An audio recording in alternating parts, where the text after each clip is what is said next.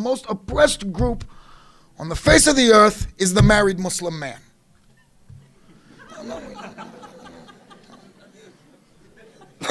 But we got it bad. We know the ladies are in charge. But what's important for the ladies to remember is, ladies, make us feel like we're in charge. That's the trick that they have to learn how to pull off, right? So that a lot of our situation and family situation doesn't fall apart and get difficult, you know? Ladies have to learn how to pull that trick off, you know? Like, what do they say? The greatest trick the devil ever pulled was to convince people he didn't exist. Right? So the big trick our ladies have to pull off is to convince their husbands that they're really not in charge. Husband, you're in charge. But our barakat comes through our leadership. And so when Imam Hussein alayhi salatu wasalam stands up and does i'tiraz and stands up and protests against the leadership, quote unquote, of Yazid, it's on this principle, on the principle of shakhsiyat and identity, and not just identity of the individual, but tonight what we want to talk about is identity of the community, insha'Allah. Send a salawat. So when we started our discussion, really our focus was on the first night, making clear that we have an identity from Allah. Allah has given us an identity. And we should make it very clear. The identity that we get from our parents, that we inherit or that is given to us by our parents, the identity that we inherit from our society and from our nation, the identity that we create for ourselves as we grow and evolve and develop in our lives, should not be considered contradictory to the identity that Allah has given us. Because the identity that Allah subhanahu wa ta'ala has given us is a broad enough and encompassing enough identity to incorporate these other identities that we also have. And what we wanted to make clear on that very first night is that the identity that Allah subhanahu wa ta'ala has given us at our creation is a very high status. You know, a lot of times, if we were just to listen to CNN and try to learn about Islam and the view of Islam on human rights and the view of Islam on humanity, then we'd think like, Muslims don't value human life at all. If you see really how a lot of Muslims act too, it's as if they don't really value human life at all. And it's because we really aren't in touch with the teachings of Islam and the teachings of Ahlul Bayt alayhim salam. And we don't pay enough attention to what Quran says. So we'll come and we'll listen to what these secularists and humanists say in America. And a lot of us, and I'm sorry, I'm going to make trouble with you now. A lot of us, especially on the West Coast, see, and I can talk junk because I'm from the South, and the deep South too, right? So it's a whole different something out there to California. But a lot of us, even here in California, even in other parts of the country, we fall under the sway of these so-called human rights advocates and humanists and people who claim that they have the best interests of humanity at their hearts. But what does Islam say? Islam has a very high value, and Allah has created human beings with a very high intrinsic worth and value. And we mentioned some of those ahadith on that first night we were together. Like, for instance, Allah subhanahu wa ta'ala says, the mu'min is to be more respected than the close angels of Allah. The mu'min has more respect than even the Kaaba. The believer, even in this verse that we read in our khutbah, وَلَقَدْ كَرَمْنَا بَنِي آدَمَ. Allah subhanahu wa ta'ala says, surely we have honored the children of Adam. So Allah has honored all human beings. And we tried last night to really show some of that individuality. Like Allah subhanahu wa ta'ala has created us as His khulafa in the earth. Yani as individuals, each and every one of us represent and manifest the reality of Allah in this realm. It's a very high position that Allah has given us. A very respected position, very worthy position that Allah has given us. And we should value that identity. And we tried to make it clear last night that abandoning that identity, casting that identity that Allah has granted us, such a valuable identity in our creation, putting it aside and abandoning it, right? It's like suicide. And even the ulama have equated these verses of Quran that say, and do not deliver yourself to destruction with your own hands. Don't destroy yourself with your own hands. This isn't just for suicide. This is for self-defamation also. And we had given an example like begging. Begging is absolutely forbidden in Islam. You should not beg. Even in times of need, and you have to beg, there's no help for you but to beg, then you beg just for what you need and nothing more. So preservation of one's own dignity and one's own identity is paramount in Islam. So last night, maybe we didn't even make it clear, but to begin for this evening's discussion, let's go back just a little bit. Last night we mentioned taqwa and the role of taqwa, the role of piety in preserving our identity and defending that creational identity that Allah has given us. So one thing we want to make clear whenever we say taqwa, I'm loath and I don't like to translate taqwa as fear of Allah. You know, I just don't like it. Yeah, you look it up and you check and see what the meaning is. Yeah, taqwa can be translated as fear of Allah. But is that the relationship we want our children to have with Allah? Is that the relationship we want to have with Allah? I mean, I think that that's part of our identity crisis that we have in America, is a lot of times the relationship we have with Allah is the relationship that the Greeks had with Zeus. It's the relationship that a thief has with the cops. Like when you're a bad guy, right? When you're doing something wrong, even when you're not doing something wrong at the time, you're always afraid of the police. Like for years, I drove without a driver's license. I'm that type of guy, you know. Or you're gonna suspend my license from tickets I got 20-something years ago? See if I pay you. But I'm gonna drive anyway. You're not doing anything wrong, you're driving, right? But when you see the cops, you pull one of these.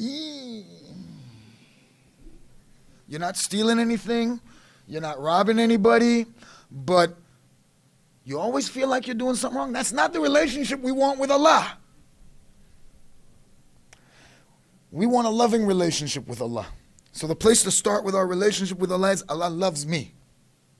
That's where we should start. Not I'm afraid of Allah and you should fear Allah also. No, fear Allah, respect the ordinances of Allah, fear His punishment, but that shouldn't be the basis of our relationship. Anyway, last night we mentioned taqwa. Taqwa is one of the means, being pious, being God-fearing, being religious is one of the means of maintaining and defending our identity. And the reason is, as we had mentioned, in Quran, Allah subhanahu wa ta'ala says that He's made faith, iman, something beautiful to the human being. Human beings love faith. I mean, that's why Morgan Freeman can jump on National Geographic and make 2 documentaries. Like one of them is called The Story of God, and the other one's called Belief, right?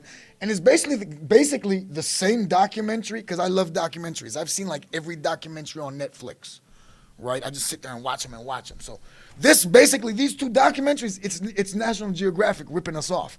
Because what they've done is they made one big documentary and then re-edited it into 2, right? So we get 2 for the price of 1. Why is he able to do this? How come they're able to produce in a country that, like, we sitting in our masjid, we look out and we say, oh, they're irreligious. Oh, these are kuffar. You know, these are disbelievers, right? How come religion sells? And I mean, America is way more religious than Europe, too. If you want to compare them statistically, America's way more religious than Europe. Why does this stuff sell? Why is it interesting? How come National Geographic is putting it on like back to back to back? Why? Because it's naturally beautiful to the human being. We love to see faith. Was it you guys I was talking about, the Hindu temple? We was in Tampa, right? We was driving. We go by a Hindu temple. And I'm with one of the Pakistani brothers. So I'm like, oh man, look at this. It's a Hindu temple. And I'm talking about like a real Hindu temple, right? Like with the carvings outside and everything. It looked like it was something from an Indiana Jones movie. I was like, Allah Akbar, look, a Hindu temple. Let's go check it out. The Pakistani brother was like, Sheikh, you want to go in the Hindu temple? I was like, yeah, man, I want to go in the Hindu. Of course. Heck yeah, we all the way out here. Look at the thing, man. It's like so big and shoot, there's skulls and people on the outside. We gotta go in here, man. Kalima, you know. Shoot, man, this could be the Temple of Doom. So we went inside to go check it out. It was beautiful, man. No, we make fun of it, we joke a little bit, but it's beautiful. There's something beautiful, intrinsically beautiful about faith. Allah made us that way. Allah made it beloved in our hearts, he says in Quran. So because of that, if we go out into the world and we are pious and we are God-fearing and we're defending that identity that Allah subhanahu wa ta'ala gave us at our creation, people will respect and accept that. A lot of times we feel like we got to take off our hijab or shave our beard, or don't call me Muhammad, call me Mo. Don't call me Jihad, call me Joe. We feel like we got to do something to fit in, right? And it's not just teenagers that are trying to fit in. It's not just teenagers that are saying, yo, Baba, can I get earrings? Baba, I want to dye my hair pink. Dye your hair pink? A young man like you want to dye your hair pink, man. Why, yeah, yada. So it's not just them looking for an identity. It's everybody trying to find an identity. And sometimes we abandon that identity that Allah subhanahu wa ta'ala has given us, thinking that if I abandon this portion of myself, incidentally, this portion of myself that I will never escape. Right? You can't change what Allah made you. Allah made you, masalan, Allah made you an insan. Allah made you a human being. Right? Can you become a dog? Huh? You guys can't even run around on your hands and feet good enough.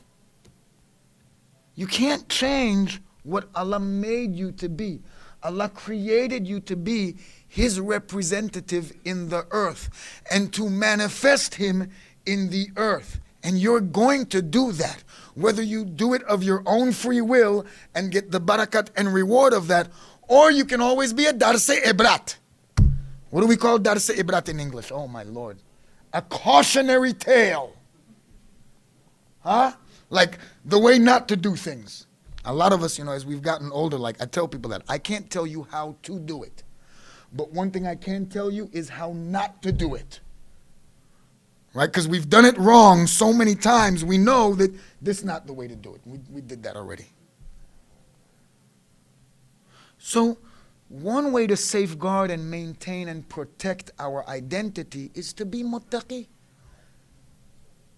Accept who we are. Be pious, and people will respect you for it. Be a munafiq, be a hypocrite, and the people will reject you, and the people will disrespect you. And so we had mentioned this last night, and we'll mention it again so we can start with really the main point we want to make for this evening. Change, progress comes from strength. It doesn't come from weakness. And if we are to change, and if we are to grow, and if we are to develop, and to maintain and strengthen and to protect our identity, we can't do it in a posture and in a position of weakness. We have to do it from a position of strength and confidence, and we have to accept that strength and our confidence in ourselves first, insha'Allah. So send a salawat and we'll mention some other things, insha'Allah. So what's another way that we can maintain and protect our identity that Allah subhanahu wa ta'ala has given to us? Another way is by gaining knowledge. And I want to move over this one very quickly because the next point I want to make is the main issue for this evening. Knowledge, though, is another way to gain that identity, that shakhsiyat in society, and to have it accepted and respected by all. Knowledge. And Allah subhanahu wa ta'ala has stressed the importance of gaining knowledge in Quran. And it's been mentioned over and over again in ahadith, and there's no need for me to mention all these ahadith again. Each of us know how important it is to seek and to gain knowledge. The only difference I'm going to make here, since we're talking about gaining of knowledge, especially for the young people, right? We have to make one point about gaining of knowledge, and it's very important to remind ourselves of. I've got a son, and he's an exceptionally bright kid, but he doesn't do well in school. He's a lot like his dad, I guess. But he's a real smart kid. And what I saw, one of my family's weaknesses in dealing with this is how we tell our kids to study, how we encourage them to seek knowledge, right? We surround them with a bunch of tough facts, hard facts. Like, if you don't go to school and study hard, you're going to end up sleeping in a van down by the river. And it's a reality, isn't it? It's a truth that if you don't study hard and don't learn what you need to learn and don't graduate and don't go on to college, you may very well end up homeless. It's a reality. Or we'll say, what's going to happen to you? Who's going to want to marry you if you don't study and, learn something, man? No, women ain't looking for no dummies, man. They want somebody sharp, not just good looking, but sharp. You're going to have some money to spend, and you can't do that unless you learn. So this is a fact, right? Ladies, y'all don't want no broke men. You don't have to answer. We know. No, it's the truth. It's all right. So it's a reality. But when we use this way to encourage surrounding kids and attacking people with hard, cold facts, right? Then the relationship that they have with gaining knowledge is one that's resentful. Oh, I gotta go study. Why? Because we've beat them in the head with facts. We've surrounded them with hard realities. So, I gotta go study. Why you gotta go study? Because sometimes the hard reality is, I got to pass this class or I'll never get anywhere in life. And some of our college students say that, right? So that's one hard reality. The other one is, if I don't do this homework, my dad might blow up, So that's another hard reality. What we've done is force these kids to go study, right? We've forced knowledge on these kids. And so the relationship they have with gaining of knowledge is a resentful one. And maybe we have to change the way that we package the seeking of knowledge to kids, and encourage them in a different manner on how to study, on how to seek knowledge, on how to increase that side of them, that knowledge side of them, because this is something also that gains identity, respect, and acceptance in society. And that's one thing that we're talking about. That's one thing that every human being is seeking. We want to be respected and loved and accepted in society. And many of the actions that we perform are geared towards that we're trying to get accepted and respected in society. That's part of what we want. So since we want these things, these are the means to go about getting them. Number one, we said taqwa, piety. Number two is gaining of knowledge. Ayatollah Mazahiri, though, says that this third one that I'm going to mention to you is probably more important than the first two. And this one is work. Work is one of the means also by which we can maintain and preserve our identity, and one of the means also that we can gain that respect and acceptance in society at large. We have to work. Now, when we say work, of course we mean having a job and having a career and having something fruitful, by which we're able to support our families. And this is very important. And I think we've talked about this here before.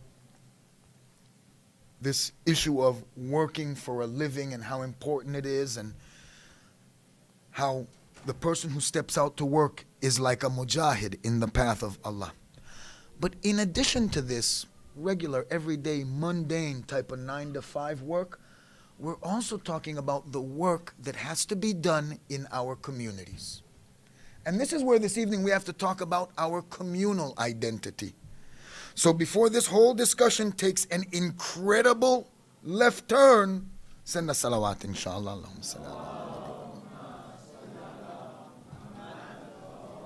So just like we have a problem with identity in our individuals, right? Because that's one of the issues we mentioned. We have an identity crisis amongst our young people.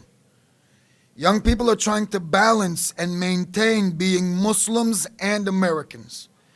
And it's a very tough balancing act. And we as parents, we haven't quite figured out how to help them navigate that new world, because we ourselves are new to this world. So we can sometimes be very little help for them in finding their way, right?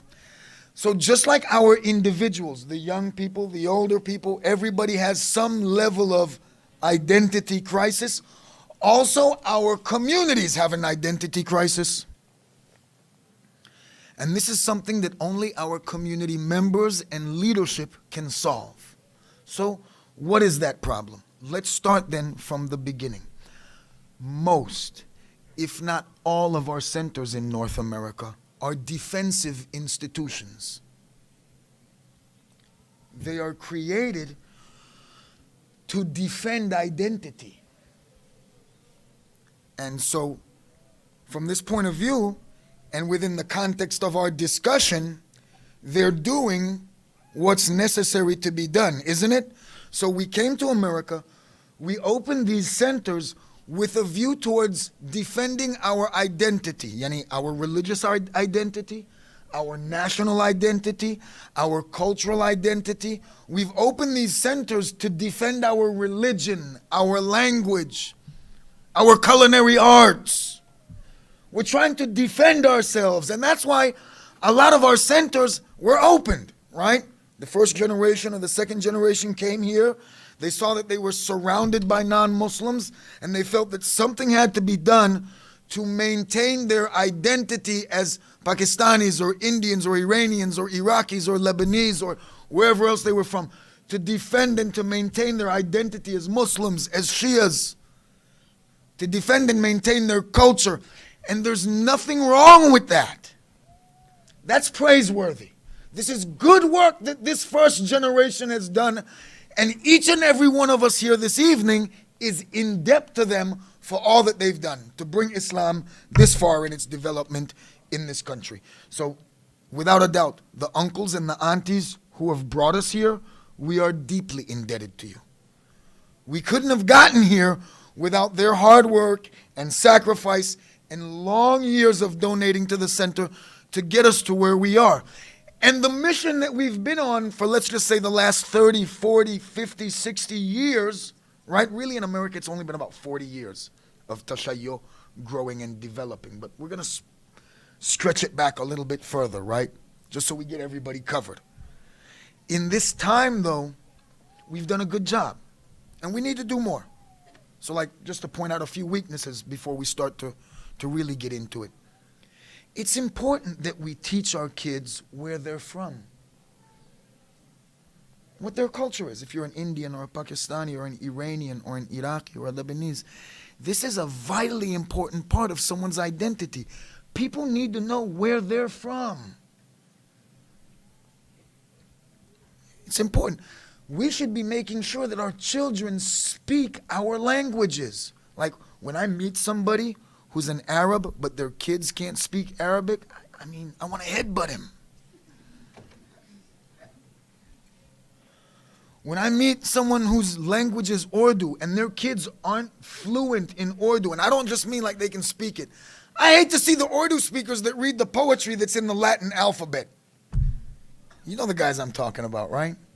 They got the book of poetry, but it's not in the Persian script or in the Arabic script. It's in Latin, Romanized script, right? But learn the language. Imam Ali alayhi salatu wasalam said, anyone who speaks 2 languages is 2 people. You speak more than 1 language, you're more than 1 man. So it's important that our children learn their languages and learn them fluently. Not just that they can speak it, but they should be able to read and write it. It's vitally important to our development, to our culture, to our identity. Right? So these aspects are there. It's important that we have institutions like the masajid, like the centers to do the religious education, to provide for the internal needs of the communities. But because these centers have been established as defensive institutions, then there's a side effect to that. And the side effect is that when someone outside of that community comes in, now this community can be insular, isolated, inward looking, cold, and unwelcoming. And this is a reality for many people and not just converts, right? So because we've established centers that aren't Islamic centers, but as an example, and I'm not picking on anybody, so don't get mad at me. Brother, keep the door open in case I need to make a quick dash, you know. But because we've established centers, right, that masalan, example, it's a Pakistani center, right? So if a convert like me attends, we can really feel unwelcome. And it might not even be deliberate. It might not be something intentional, but I've seen it happen here, even in SABA. Like somebody new shows up, a convert shows up, and he's wandering around, looking around, because he don't know what's going on. Where am I supposed to go? What am I supposed to do now? And nobody comes up to talk to him. Most of us just look at the guy like, who's this new guy? And it gets worse. In many of our centers, when the new guy shows up, we say, jasus. He's a spy. Baba, the guy that they send a spy on you, you won't know he's a spy. He'll be the treasurer of the center, okay? He'll be the guy crying in Dua Kumail. And y'all will be, what a mu'min. That's the guy who's reporting back to the FBI, okay? Not the new guy that's wandering the halls and trying to figure out what he's supposed to do. He sticks out too much. The spy that they send is going to blend right in, man. You ain't even going to know he's there. But this is how we treat an outsider. And it's because we're running cultural centers. Sometimes not even a cultural center. 100 blessings on a cultural center. Sometimes we're running family center. Like, if you're not from this particular family or this particular ethnic group, man, you're out of luck. And it's a real issue. And it's around the country that because the centers have been created on a defensive posture, we cannot be offensive. And I don't mean that in a profane way. There is a barrier that we have that we have erected between us and the potential Muslims that are around us. We're not ready for them. Like not long ago I was talking to some of the ulama and they were telling me, Nuruddin, you need to go to work in the prisons and go talk to the prisoners and rah, rah, rah. I said, it's good work, alhamdulillah. Somebody has to do it. And they were like, yeah, we're doing it. You know, we go to the prisons. And I'm like, it's good, but have you thought about the other side of it? You go and you do tablighat in the prisons, right? These people are going to accept Islam. They're going to be let out of prison. Okay? They're going to be let out of prison. They're not, unless they're really in prison, right? Then they're going to come out at some point. Let's use SABA as an example. Is SABA ready for a gang of black ex-cons to show up at the center? Really? We're not ready. We haven't done the groundwork in our community. How are you going to go in? You're going to go spread the deen to them, right? You're going to make them fall in love with Ahl Bayt. They're going to fall in love with Ahl Bayt. Then when they get out, they're going to come say, I need a job. Who's going to hire them?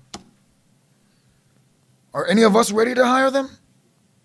Okay, so now let's really make some trouble. Brother, open the door. Who's going to marry their daughters to them? Uh-oh. For real, it's a question that has to be asked. If you're going to do the work, you better get ready for the consequences. And because our centers have been established defensively, but forget about prisoners. When regular, ordinary people show up at the center, we don't know how to deal with them. I know a brother. He's talking to us. A lot of us as converts, we can't marry into the immigrant community. There's a number of barriers there, you know. So we end up getting married to our own people through this means or that means. So one brother, he gets married to a sister. She gets interested in Islam. She starts wearing hijab, and then he makes a huge mistake. He takes her to the masjid. And this is what I tell converts, right? Like when I meet a new convert, I tell them up front, I'll be like, now look, you've been studying for a while, and you know a good deal about Islam, but today we're going to the masjid. And what I want you to know, we're going masjid today. We go, because usually I know I don't take no convert to the masjid like the first time. When you first get interested in Islam, look, come to my house, you know. Come to my house, man. We'll talk over there. We'll get some coffee. We'll sit down. We'll talk. Come to my house. We can't go to masjid, right? Now, after we done built you up a little bit, and you got a little ilm on you now, and we've knocked the new off of you, then we can take you to the masjid, because you might be a little ready. And even then, it's no guarantee. So we got to let them know, like, look, we're going to the masjid. Okay, so don't judge Islam by the people you're going to meet there. Okay? Masjid is a hospital. Okay? Masjid is a hospital. You got some doctors there. You got some nurses there. But the majority of the people are sick. Okay, so you go there. Don't judge Islam by the Muslims that you're going to meet at the masjid, right? So this brother, he takes the sister. She's wearing hijab. He takes the sister to the masjid. After her third time to the masjid, she takes off the hijab and goes back to church. Why? What happened? I'll be honest with you. You know what goes on? On both sides of the aisle, on the ladies' side and on the men's side, we're very cold and unwelcoming to new people. We're very suspicious people also. Like any new sister, she's here to take our men. Any new brother, he must be a jasus. Like what? You don't think the FBI gonna send ladies? Huh? Like nobody ever says the new sister is here as a jasus, right? Nah, she's here for the men, and it's the man who's the jasus. Nah, maybe he came for the women, and the real jasus is on the ladies' side. Y'all don't know. But we're very cold and unwelcoming. This sister who I was just talking about, she said, you know, when I was going to church, when you go to church first time, it's a little bit of a pain in the butt because everybody surrounds you. Oh, hello, what's your name? Where are you from? What are you doing here? Where do you live? Rah, rah, rah. You go to the masjid, it's the exact opposite. And it's a problem that is not just on the sister side, but on the brother side too. Because I know the other night we picked on the sisters, right? So we had mentioned that our sisters can be a little cliquish, right? There's a whole lot of party-bazi that goes on the ladies' side, right? Definitely on the men's side. Men can be at least more outwardly welcoming though, even though it's a facade, right? A lot of the men on our side, right? When they shake your hand, they don't really like you. It's just because we're supposed to do it. Salam alaikum, alaikum salam, mashallah. I've seen people shake my hand and wipe their hand off. Not here at SABA, alhamdulillah, right? But other places you shake somebody's hand, they be like, oh, like, dang, oh my, I washed my hands before I came, right? Ya Allah. These things happen. So we have to change this posture of ours, this defensive posture of ours. And the reason is because the way we're doing it now, its days are numbered. And even in a place as progressive and as active and as forward-looking as SABA. The things we do now in this defensive posture that we're in, they are history. They will work for the generation that's sitting against the wall. I'm not picking on you guys, right? But the way we're doing things now, it will work for the generation that's sitting against the wall, right? It will not work for the generation that's sitting on the carpet up front here. In America, a good defense is a good offense. Look, man, this is the wild, wild west. And you got to choose a side. You're either going to be a cowboy or you're going to be an Indian. Okay, there's no in between here. You're either going to wear a white hat or you're going to wear a black hat.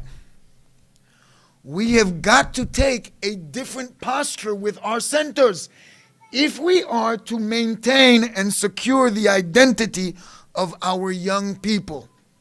They do not want to be defensive anymore. You go and you talk to these young people, what are they talking about? Action! The young people want to know, when are we going to feed the homeless? When are we going to reach out to the people and teach them about Islam? Talk to the teenagers or the 20-somethings or the 30-somethings in the community. They are ready to do something about the situation in the country, to do something about the situation in our centers. Whereas our elders, the uncles and the aunties, are maintaining this defensive posture. If we are being attacked, we cannot win this battle simply by defending. We also have to take, for lack of a better word, an offensive posture. That doesn't mean go around headbutting people and punch them in the belly and use profane language at them. It means we have to reach outside of this insular circle that we've made for ourselves. And we made the insular circle in an attempt to defend ourselves, but it cannot work in the future. Its days are numbered now. Look, we're losing the kids now because of it. It's a grave danger now. So we have to begin considering in what way we can change this defensive nature of our community identity. Because we're so busy hanging on to our national identity, our cultural identity, our religious identity that we brought with us, we can't focus on creating a new identity, which is absolutely necessary here for this younger generation. They're not Pakistanis. They're not Indians, they're not Iraqis, they're not Iranians, they're not Lebanese. They're mine now. Okay, they're from my tribe now. And I might know them better than their parents know them. And it's because of that acculturalization, and it's because of that American side of their identity. And if we don't, as a community, begin thinking about creating a new identity here, a Muslim identity, one that is balanced, one that's based on knowledge, one that is God-fearing, then this defensive posture will fail us. And we will lose the kids simply because you can't win a battle simply relying on your shield. So, in discussing this issue of identity, it's important for us to recognize the changes that have to happen. We have to become revolutionaries. And we have to want to overturn the status quo. That's what a revolutionary is, right? So like somebody like me, I want to overturn the status quo. I want all the uncles and aunties to enjoy your retirement. Put the 30-somethings in control. Put the 40-somethings in control. We have to overturn the status quo. Do something fresh and completely new. Imam Sadiq alayhi salatu wassalam.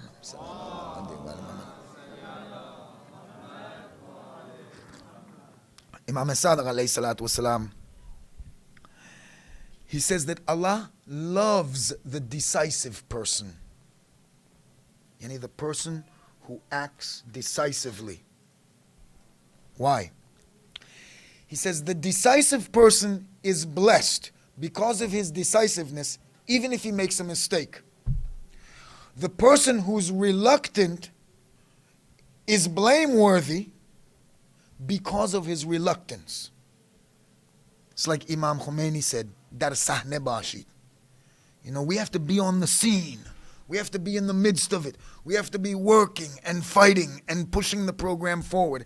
And sitting back defending ourselves is no way to blaze a trail for the future. That's why you see Imam Hussein alayhi salatu wasalam made the stand that he made.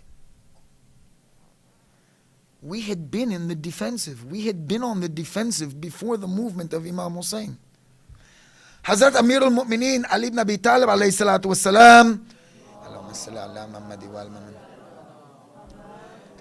he was on the defensive on the first day after the death of Hazrat Rasulullah sallallahu alayhi wasallam.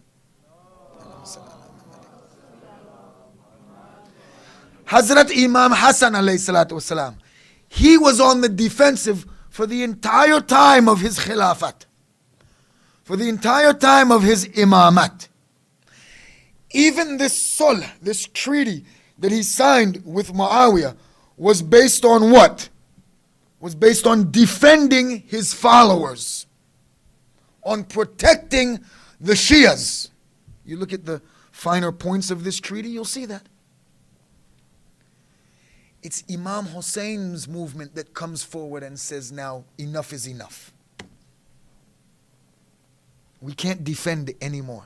People want to know, why is it that Imam Hassan made peace, but Imam Hussein alayhi salatu wasalam stood up? What's the difference between them? So I'll tell you the difference between them then. The dua of the mazloom, of the oppressed person, is always accepted. The oppressed person dua is always accepted, except in one time. There's one time when Allah does not accept the dua of the oppressed person, that the oppressed person prays and he gets no answer. There's only one time that this happens, and that is when the number of the oppressed people outnumbers the oppressors.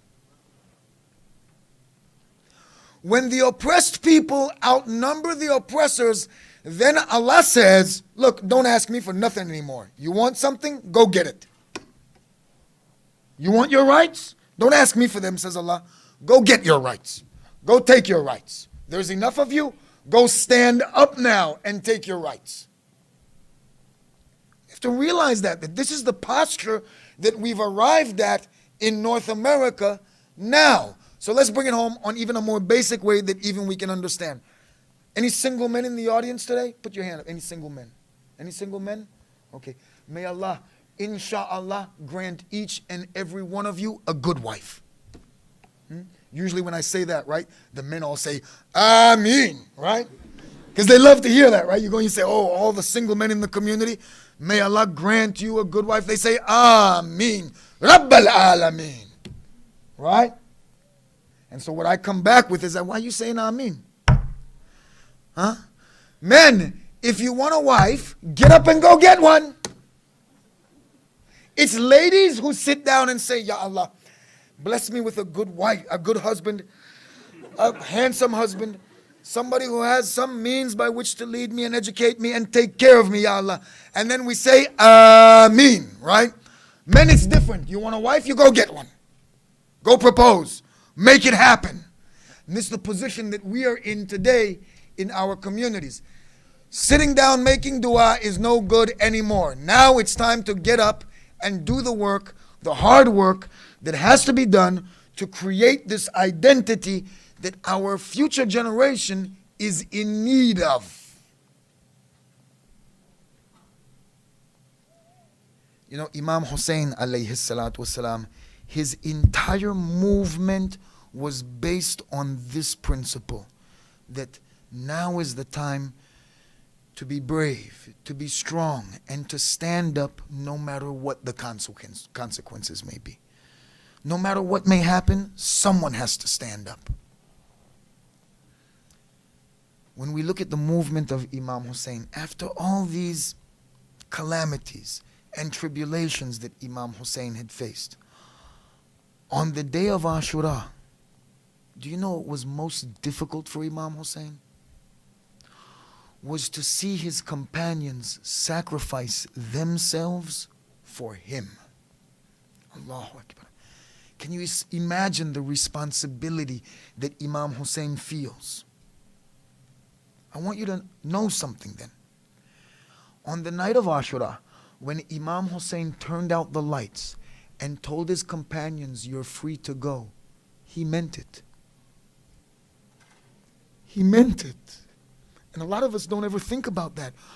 We think like Imam Hussein is testing his companions. Imam Hussein is trying to see which of his companions have khulus and niyat and which one doesn't. Maybe sometimes because we've heard this story from the minbar before, so we think that maybe Imam Hussein is trying to teach his companions something. No. Imam Hussein loves us so much that he didn't want us to put ourselves in danger for him. It wasn't just those companions on the night of Ashura that Imam Hussein said, "Look, I'll turn out the lights." Look at how Imam Hussein does it too, huh?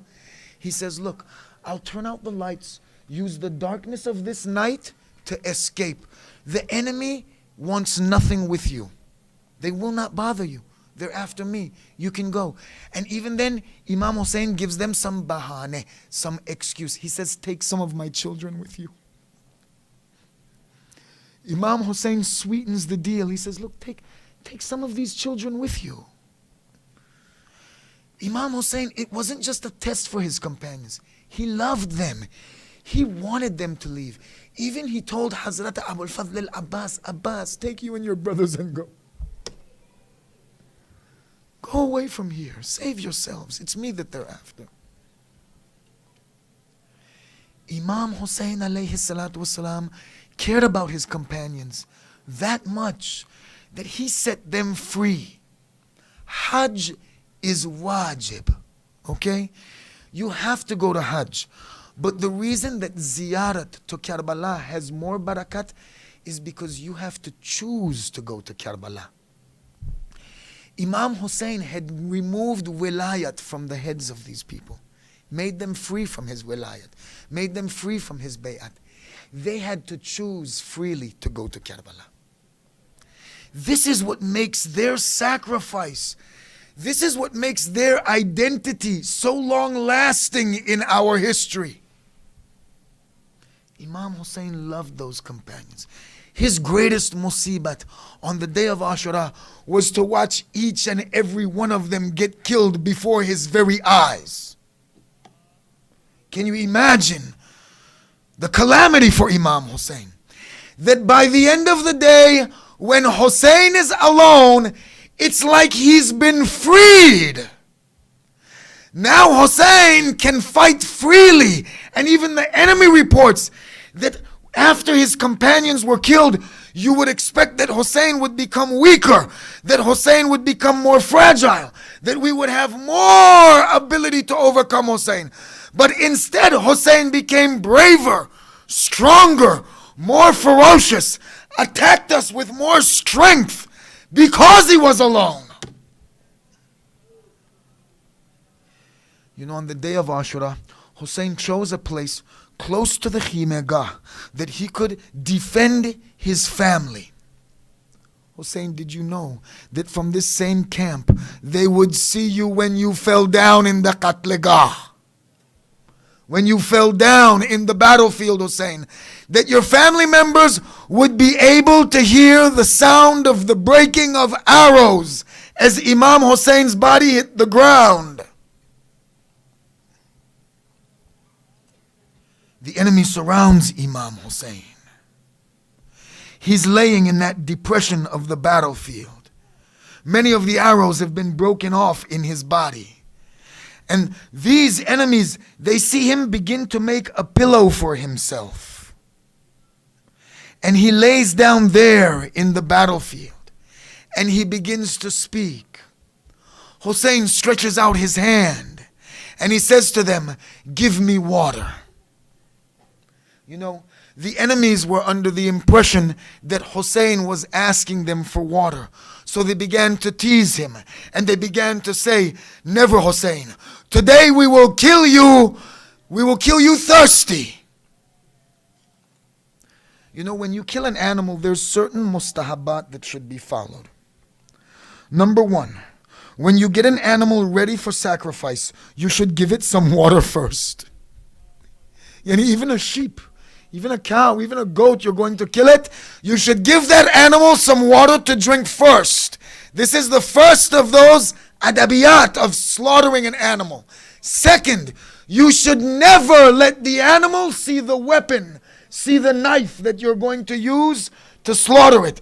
It's recommended that you hide the weapon from the animal that you're going to kill. Don't let the animal see the knife. Third, you never kill an animal in front of other animals. In the case of Imam Hussein and his companions, each and every one of these recommendations that are made for slaughtering animals were disobeyed. Imam Hussein alayhi salatu wasalam was killed thirsty, was seeing the sword that was brought against him, and had seen his companions slaughtered before his eyes. In those last moments, the enemies thought that they were asking them for water. Imam Hussein is seeing Hazrat Rasulullah. Prophet Muhammad is beckoning to Imam Hussein and saying, "Come, Hussein. We have the water from Hawz Kawthar for you, Hussein. Come on, Hussein, we can quench your thirst now." Hussein is already leaving by the time that Shimr ibn al-Jawshan gets on his back. By the time Zainab looks out of her tent, Shimr ibn al-Jawshan has grabbed a handful of Imam Hussein's hair. And Zainab looks on as the head of Imam Hussein is pulled back. And Shimr ibn al-Jawshan cuts his throat like any common beast. وَلَا حَوْلَ وَلَا قُوَّةَ إِلَّا بِاللَّهِ الْعَلِيُّ الْعَظِيمِ وَلَعْنَةُ اللَّهِ عَلَىٰ قَوْمِ الظَّالِمِينَ آمين رب العالمين. Ya Allah.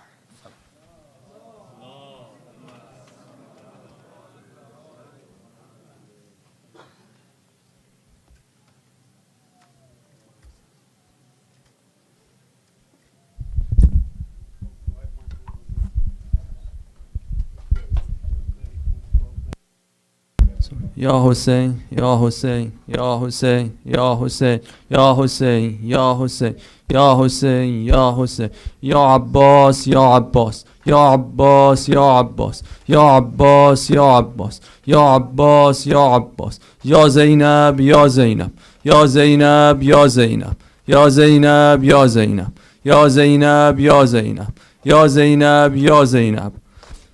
صلى الله عليه يا رسول الله صلى الله عليه يا أمير المؤمنين صلى الله عليه يا فاطمة الزهراء صلى الله عليه يا حسن بن علي السلام عليك يا أبا عبد الله وعلى الأرواح التي حلت بفنائك